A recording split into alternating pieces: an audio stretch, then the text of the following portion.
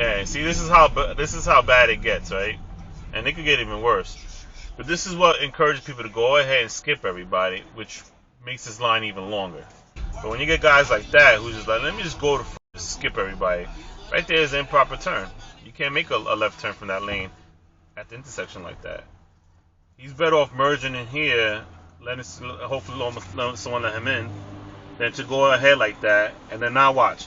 He's starting the line. Now someone else is gonna follow, go behind him. What's gonna happen is now you have two cars merging into one lane, and then it slows down, making this lane and left, which is the turning lane, prolong it. You know, like another one. See, it's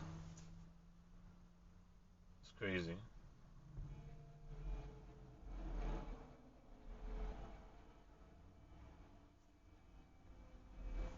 Look at all these cars. Look at this, another one.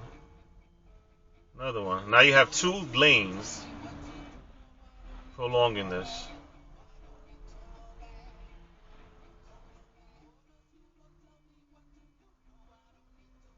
This is so annoying. And this happens a lot, especially when the line is that far back.